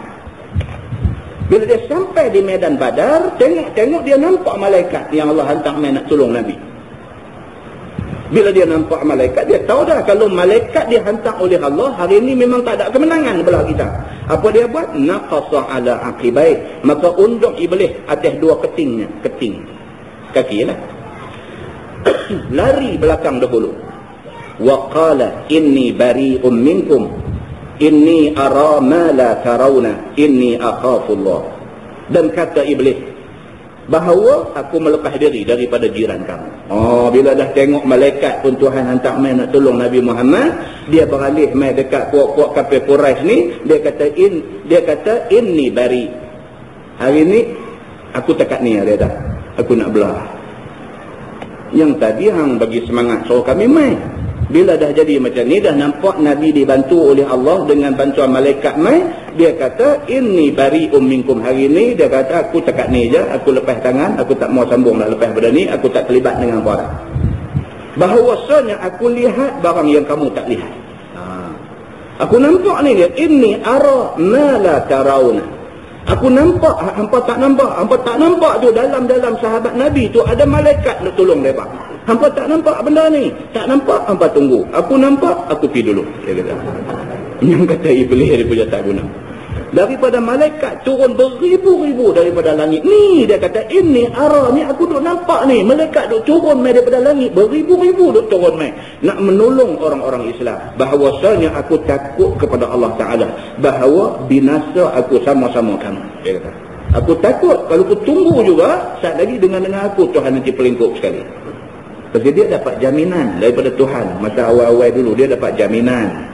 Bila dah Tuhan murka kat dia, Tuhan kata hang mula pada Allah ni wa kana minal kafirin, hang kira kafir. Dia minta kat Tuhan.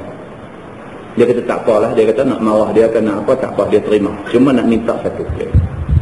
Nak minta dia kata kalau boleh bagi dia dan keturunan dia panjang umur. Tak mati sampai tiba kiamat, baru sekali mati. Tuhan kata okey. Deal, Tuhan kata. Jadi, lagu hang aku bagi. Keturunan hang tak mati sampai kiamat baru mati. Iblis hak bertanggungjawab menghasut Nabi Adam sampai Allah ada lagi. Keturunan dia hari-hari ni duk tambah keturunan dia sampai kiamat baru dia mati. Bila dia mai dalam perang Badar ni, dia nampak malaikat turun, dia takut saat lagi Allah batalkan kontrak tu. Dia takut Allah binasakan dia sekali dengan golongan kafir Quraisy. Dia kata aku cakap ni aja. Tonton tengok ayat tu. Iblis kata apa? Dia kata inni akhafullah. Sesungguhnya aku takut kepada Allah. Dia kata hampa tak kenal Tuhan. Dia kata aku kenal. Dia kata aku kenal. Yang kata Allah Tuhan ni, dia kalau dia nak buat, siapa tak boleh buat apa. Hampa tinggal, aku pergi dulu. Dia kata. Ni yang berlaku dalam perang Badar. Wallahu syadidul iqab. Dia kata dan Allah Ta'ala sangat keras seksa. Dan lagi habaq dekat puak kafir Quraisy ni. Dia kata aku nampak benar hampa tak nampak. Aku nampak. Itu satu. Yang kedua, dia kata Allah ni aku kenal. Dia kata yang ketiga, Allah ni aku nak habang kat hampa, dia ni syadidul iqab. Dia kalau dia buat mai balasan dia tak ada contoh. Tak ada contoh kita nak buat. Azab Allah ni cukup punya teruk. Dia kata, idh yaqulul munafiquna walladzina fi qulubihim marad. Yang ni ketika berkata segala orang munafik dan segala orang Islam yang ada pada hati mereka itu sakit. Yakni dhaif i'tiqad daripada kalangan orang-orang Mekah. Keluar mereka itu. Munafik ni keluar serta dengan Quraisy pada perang Badar. Maka tak kala lihat banyak orang kafir dan sedikit orang Islam, murtad mereka itu. Oh, ni ada sebahagian yang keluar sama dengan Abu Jahal ni, ada sebahagian Islam. Dia Islam, dia ikut rombongan Abu Jahal. Dia main bukan tujuan nak lawan Nabi Muhammad, main nak tengok apa nak jadi. Dia main dengan tujuan nak tengok apa nak jadi. Bila dia sampai di medan pertempuran perang Badar, bila perang tengah duk berkecamuk, dia nampak bilangan orang Islam pada mulanya sikit. Kan dia sampai tadi kita baca tadi, sampai Allah bagi nampak orang Islam ni sikit. Depa pun naik semangat. Bila dah tengah lawan baru nampak ramai berganda-ganda. Masa dia sampai tu, ni geng munafik yang ikut sama dengan Abu Jahal ni, bila dia sampai dia tengok orang Islam sikit dan dia tahu orang kafir ramai sekali dengan dia dekat 1000 orang. Dia kata nampak harus dah. Dia kata habis dah. Dia kata Muhammad dengan orang Islam habis dah. Kalau macam tu tak ada guna. Aku duk tunggu dalam Islam ni. Dia patah balik pergi dekat kafir. Murtad dia dalam perang Badar itu. Keluar perang dengan sedikit lawan orang banyak. Dia kata apalah punya cerdik mereka ni. Dia kata hampa sikit nak lawan dengan geng Abu Jahal ni sampai 1000 orang. Dia kata apa nak menang kok mana. Dia kata apalah mereka ni. Dia kata teruklah mereka ni. Habislah. Hidup ikut apa yang Nabi Muhammad kata, tengok nak jadi macam ni, sat lagi binasa habis. Lah lagi baik dia patah balik di agama kafir, murtad dia sebelum berlaku perang Badar tu. Firman Allah, wa man yatawakkal 'ala Allah fa innallaha 'azizun hakim. Dan barang siapa yang tawakal, yakni percaya Allah sungguh-sungguh, menang dia. Itu dia Tuhan kata. Barang siapa yang percaya Allah sungguh-sungguh, menang dia. Tak menang atas dunia, akhirat menang. Begitu. Maka kerana bahawasanya Allah Ta'ala itu Tuhan yang menang atas kerjanya. Allah Subhanahu Wa Ta'ala kalau dia nak yang tu dia menang. Tak ada siapa boleh tahan Tuhan daripada mencapai kehendak dia. Begitu. Lagi amat hakim, yakni amat bijaksana, amat pandai pada perbuatannya. Walau tara iz yatawaffal ladzina kafarul malaikah yadribuna wujuhahum wa adbarahum. Dan jika engkau lihat wahai Muhammad, ketika mengambil nyawa segala orang kafir oleh segala malaikat maut. Entah malaikat maut dalam Quran ataupun dalam hadis Nabi ke apa-apa, dia tak guna perkataan Israel. Perkataan Israel itu tidak berpunca daripada Quran ataupun hadis. Kita aja disebut Israel. Bahasa hadis, malaikat maut ni dia panggil malakul maut. Dia panggil malakul maut. Waja'a malakul maut. Dan datang malaikat maut. Kan? Macamlah juga bahasa hadisnya apa semua dia sebut Jibril. Kita sebut Jibrail. Kan? Kita suka modify. Kan? So kalau boleh kita perbetul balik lah. Perbetul balik. Ikut lagu macam mana Nabi sebut. Malaikat maut Nabi sebut malakul maut. Jibril Nabi sebut Jibril. Jadi tak saya sebut Jibrail, tak saya sebut Israel. Itu bukan yang berasal daripada perkataan yang disebut oleh Nabi sallallahu alaihi wasallam. Begitu. Baik, dia kata di sini, dan jika engkau lihat ya Muhammad ketika mengambil nyawa segala orang kafir oleh segala malaikat maut. Hal keadaan pukul mereka itu, malaikat maut pukul orang-orang yang kafir yang jahat-jahat ni. Hal keadaan pukul mereka itu akan segala muka dan dubur mereka itu dengan tongkat daripada besi. Itu dia. Orang kafir ni tuan-tuan, kita duk nampak mati hari-hari. Kita ingat dia mati macam orang Islam mati. Dah tuan-tuan, dah. Quran sebut benda ni. Hadis Nabi mengukuhkan lagi apa yang Quran kata. Orang kafir ataupun orang yang sangat banyak berdosa, kalau nak mati, dia tak mati macam orang Islam mati. Tak mati macam kita. Dia mati cara cukup hina. Malaikat maut mai bawa satu tongkat besi. Dalam tengah ayat Quran dia kata, dia mai dia tabuh dengan tangan dia. Dia kata, keluarlah wahai roh yang keji ke neraka samum. Dalam hadis Nabi kata. Ni yang dilalui oleh orang-orang kafir. Kita tengok tak nampak, tuan-tuan. Tapi inilah hakikat yang berlaku di sisi Allah Subhanahu wa taala. Begitu. Dalam ayat ni dia kata, dan jika engkau lihat ya Muhammad ketika mengambil nyawa segala orang kafir oleh segala malaikat maut, hal keadaan pukul mereka itu akan segala muka dan dubur mereka itu dengan tongkat daripada besi. Dan kata malaikat bagi segala kafir-kafir itu, wazuqu azabal hariq, rasalah kamu akan azab terbakar neraka. Nescaya engkau lihat kerja yang besar-besar. Zalika bima qaddamat aydikum, bermula yang demikian itu dengan sebab barang yang mengerja dahulu tangan kamu daripada kufur dengan Allah dan kufur dengan Rasulnya. Itu dia. Masa nak mati tu, malaikat naik dabuh nak bagi keluar nyawa tu, tabuh. Kalau macam kita di kampung lah, anak terlekat duit selin, kan biasa jadi. Anak terlekat duit selin, dia nak nyawa tak boleh, nyawa tak boleh. Abang dia sikit kata, dia kata tadi cik nampak adik duk kulung duit selin. Ayah dia dengar tu tabuh atas belakang, bukan tabuh apa, tabuh nak bagi keluar, nak bagi keluar duit selin tu, tabuh atas belakang. Tabuh 3 kali tabuh, mati bukan kerana duit selin, mati kerana kena tabuh, kan? Tabuh dia nak bagi keluar. Macam tu lah malaikat tabuh orang kafir nak bagi keluar nyawa. Dia tabuh, gedang dia bagi belakang, terbit nyawa tu sambil dengan mulut pula lagi malaikat ni. Bukan tabuh bagi keluar itu je, mulut pula kata, keluarlah roh yang keji daripada badan yang keji. Dalam setengah hadis dia kata, keluarlah roh ke neraka samum, dia sebut macam tu dan sebagainya. Ini keadaan orang yang bantah Allah Subhanahu wa taala. Tidak cukup dengan tu, dia kata zalika bima qaddamat aydikum. Hampa boleh kena macam tu, kena tabuh dengan malaikat pakai tungkat besi dan sebagainya. Kena ni pasal apa? Bima qaddamat aydikum, punca daripada kerja buat tangan hampa sendiri. Penyakit ni hampa cari, hampa tanggung akibatnya.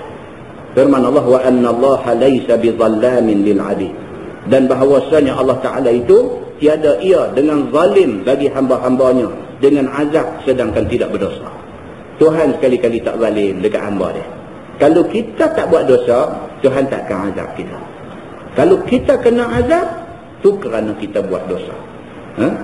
Sadaqallahul azim, wallahu a'lam. Lepas ini kita sambung ayat, kada'bi ali fir'aun walladzina min qablihim kafaru bi ayatillah fa akhadhahumullahu bi dhunubihim. Lepas ni dia nak cerita tentang sesuatu kaum tu binasa kerana perbuatan mereka sendiri. Dia akan bawakan kita cerita contoh-contoh golongan yang binasa, apa bentuk kebinasaan yang menimpa mereka. Apa pendapat Ustaz tentang wasiat seorang ayah kepada anak-anak dia? Apabila ayah meninggal dunia, tak payah panggil orang ramai untuk sembahyang jenazahnya. Maksudnya tak payah upah orang sembahyang. Kerana ada pendapat ulama yang mengatakan orang yang baca Quran untuk orang mati, sekiranya diupah tidak sampai pahala. Maka atas dasar inilah ayah berwasiat demikian. Dan ayah juga berwasiat supaya orang-orang yang hisap rokok tak sembahyang mayat dia. Kerana kebanyakan ulama yang tidak merokok mengatakan merokok haram, termasuk mufti Makkah. Walaupun ada ulama mengatakan makruh, yang ini dibencikan oleh Allah, kerana takut ada orang yang Allah benci, doa orang lain pun Allah tidak terima. Ini tentang wasiat. Wasiat ni yang pertama sekali, kalau sekiranya dia tidak bercanggah dengan agama, maka mesti ditunaikan. Satu. Yang kedua, wasiat kalau bercanggah dengan agama, mesti ditinggalkan. Dia begitu, itu dah asas kepada soal wasiat. Kalau wasiat tak bercanggah dengan agama, wajib ditunaikan.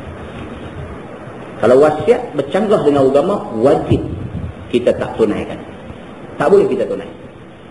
Baik, soalan yang ditanya ni, kita nak classify dia, nak kelaskan dia dulu.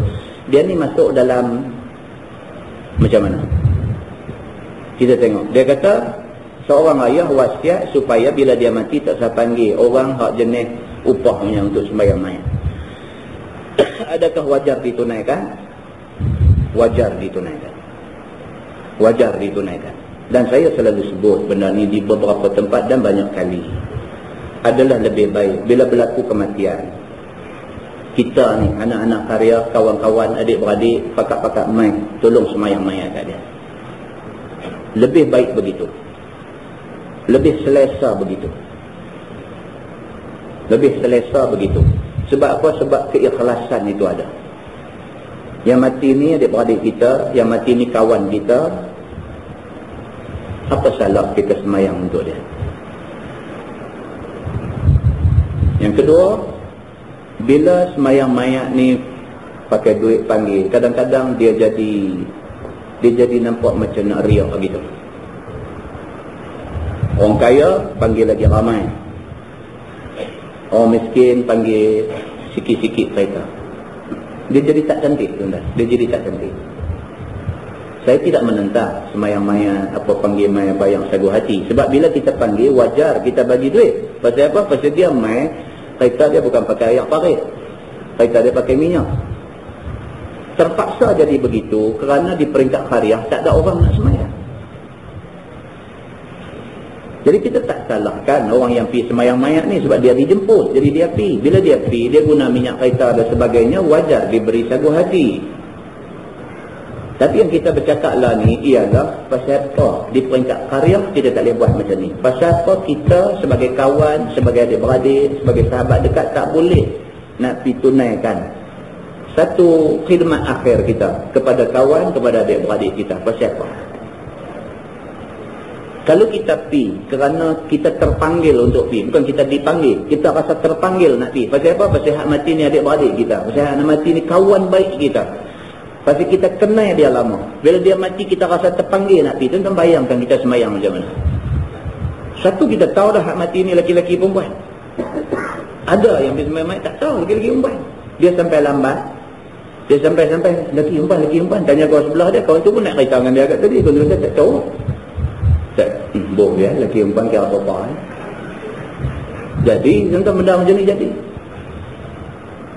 Jadi kalau yang pi tu adik-beradik, kawan rapat dan sebagainya, dia tahu dah yang mati ni kawan dia tak celaru dah dari segitu. Dan ikhlas tu, ikhlas. Bila dia doa tu Allahumma ghafir lahu tu, dia doa bukan doa mulut sampai hati dia ni. Kawan baik dia, hak mati ni kawan baik dia. Dia minta dekat Tuhan tu, ya Allah ampunkanlah dia ni. Dia ni bukan dia saja, kawan aku. Cantiklah. Dan yang paling cantik itu sunnah Rasulullah sallallahu alaihi wasallam. Nabi buat begitu. Dan jadi tuan-tuan, secara ikhlas saya kata, saya pesan juga ni macam kes ni saya pesan kat isteri saya. Saya kata kalau saya mati, saya buat juga macam ni. Ada 15 orang pun tak apa, semayang, simpan saya. Saya pesan, tak payahlah, kata. Pasal apa biar pilih. Apa benda yang kita nak megah-megahkan. Tapi kalau sekian kita boleh buat.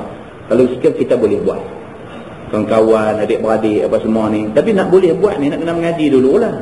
Kita adik-beradik kita tak mengaji, kawan kita tak mengaji. Jadi bila Allahu Akbar tuan-tuan, masa orang berdiri semua takbir Allahu Akbar, tuan-tuan tekan stopwatch. Nak tengok berapa minit masa ambil untuk semayang mayat. Sat saja 2 minit. Assalamualaikum warahmatullahi wabarakatuh. Takkan 2 minit punya benda kita tak boleh belajar. Takkan 2 minit punya benda kita tak boleh belajar. Fatihah tahu dah, selawat tahu dah, doa takbir ketiga Allahumma ighfir lahu warhamhu wa'afihi wa'fu anhu. Benak tak mana sangat kita ni sampai tak boleh nak hafal doa panjang tu. Takbir keempat Allahumma la taftinna ba'dahu waghfir lana walahu. Bukan di panjang mana pun takkan tak boleh buat.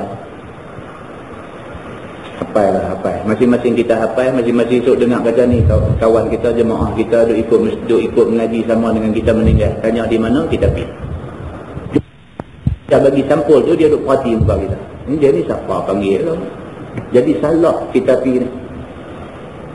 Oh dia kata ni miss ni, dia kata ni. Oh dia kata ni awak muka tak kenal ramai-ramai ni. Nampak tuan-tuan? Adat yang kita buat tu menyebabkan kita jadi susah. Ada pula setengah tempat pula bila kita pergi, bila kita keluar dia nak buat dalam poket kita tak mau. Macam kita main ni kawan kita.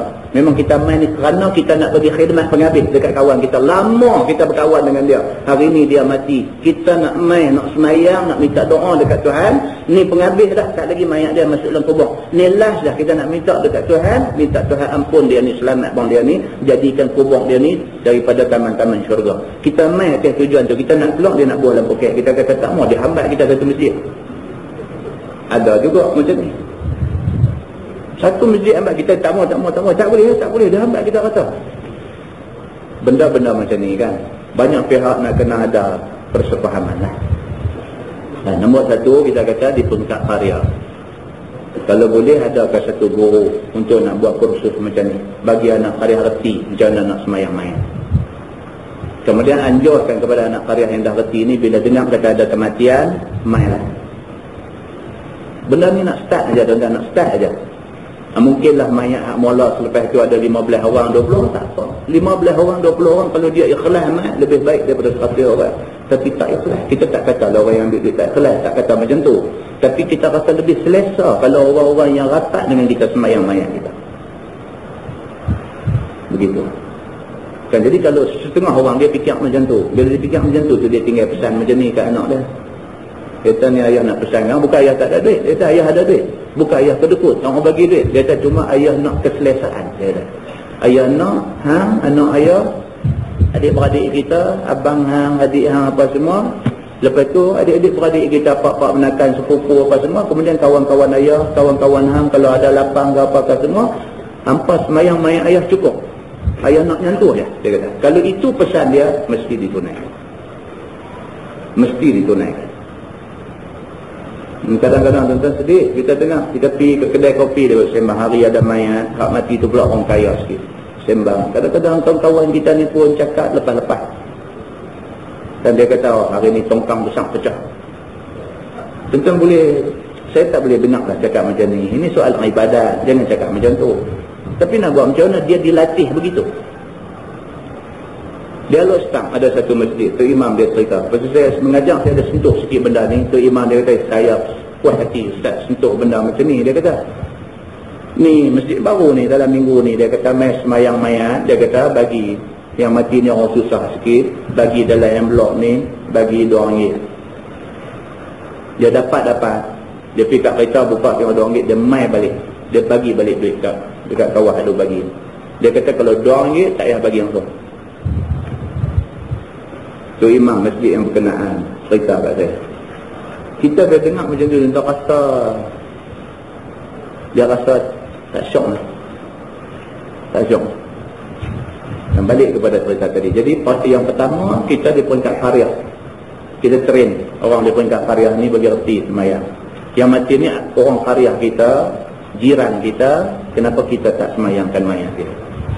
Tuan-tuan kerja, duduk di sekolah, kerja cikgu, duduk di pejabat, jadi pegawai, jadi apa semua pun takkan tak boleh minta saya nak balik Ustaz, ada mayat di kampung saya minta lebih kurang dalam berapa minit, 20 minit ke macam tu, setengah jam kan, tengoklah saya minta izin tak.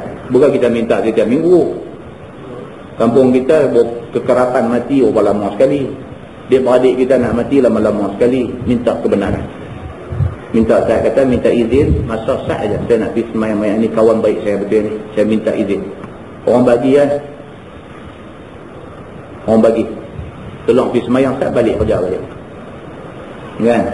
Seronok tuan-tuan, kalau jadi macam ni seronok.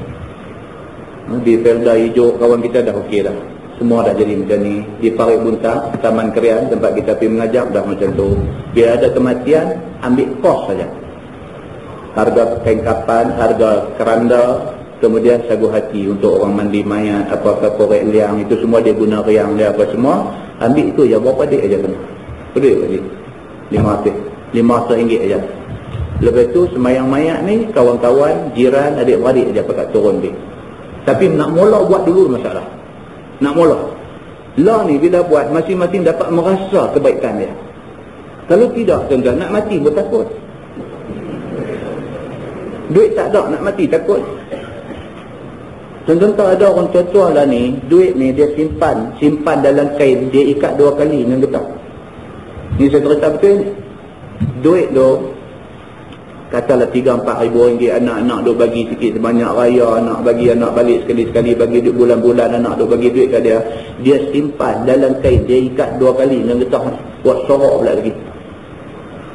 Tak ada duit nak belanja macam mana pun, duit tu dia tak usik.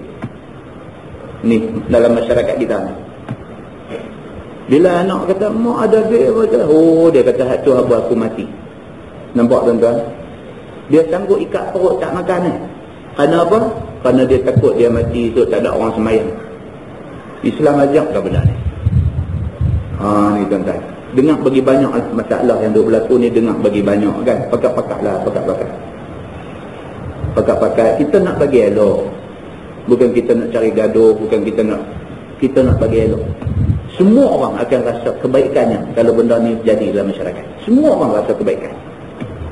Dan jadi mudah-mudahan benda baik kita anggap sebagai satu kebaikan, kita cuba buatlah. Sedaya upaya kita cuba buat. Mudah-mudahan Allah Subhanahu Wa Taala berkati kita kalau kita niat sungguh-sungguh nak cari keredaan dia. Yang baik daripada Allah, yang tak baik silap saya. Kita tangguhkan dengan tasbih kafarah dan surah Al-Asr. صلى على محمد في الأولين والآخرين وسلم رضي الله تبارك وتعالى عن سادتنا أصحاب سيدنا رسول الله أجمعين. بسم الله الرحمن الرحيم. الحمد لله رب العالمين حمدا يوافي نعمه ويكافئ مزيدا. يا ربنا لك الحمد كما ينبغي لجلال وجهك الكريم وعظيم سلطانك. رضينا بالله ربا وبالإسلام دينا وبمحمد نبيا ورسولا.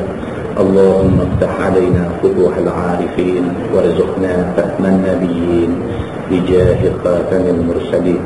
اللهم فقهنا في الدين وعلمنا التأويل واهدنا صراطك المستقيم. اللهم أرنا الحق حقا وارزقنا اتباعه